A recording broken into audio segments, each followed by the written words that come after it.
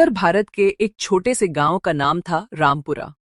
ये गांव हरे भरे खेतों, मिट्टी की कच्ची गलियों और ईमानदार लोगों के लिए जाना जाता था।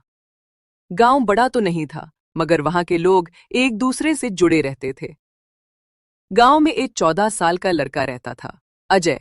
अजय के पिता किसान थे और मां गृहिणी।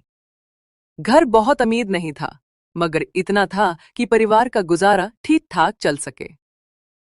अजय पढ़ाई में तेज था, मगर उससे भी ज्यादा उसकी पहचान थी उसकी मदद करने की आदत। एक दिन अजय स्कूल से लौट रहा था। दोपहर का समय था, सूरज तेज चमक रहा था और मिट्टी की सड़क पर चलते हुए धूल उड़ रही थी। तभी उसने देखा कि गांव के बाहर वाले रास्ते पर एक बुजुर्ग आदमी लकड़ी का गट्ठर सिर पर रखे लड़खड़ा रहे हैं। धीरे धीरे अजय की ये आदत पूरे गांव में फैल गई। कोई भी मदद चाहिए होती, चाहे कुएं से पानी खींचना हो, खेत में बोझा उठाना हो या फिर किसी बच्चे को स्कूल का पाठ पढ़ाना हो, लोग सबसे पहले अजय का नाम लेते। एक दिन स्कूल से लौटते समय अजय ने देखा कि सड़क किनारे एक थैली पड़ी है। उसमें किताबें और कुछ कॉपियां थीं। अजय समझ गया कि ये किसी विद्यार्थी की होंगी।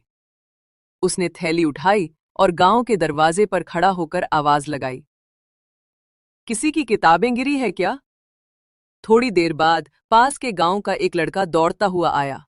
उसका नाम था रवि। वो घबराया हुआ था क्योंकि उसकी परीक्षा आने वाली थी और सारी किताबें खो गई थीं। जब अजय ने थैली उसे सौंपी तो रवि की आंखों में आंसू आ गए।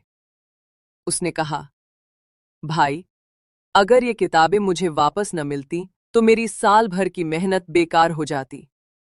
अजय बस मुस्कुरा दिया और बोला, पढ़ाई मेहनत से करो, बाकी भगवान पर छोड़ दो।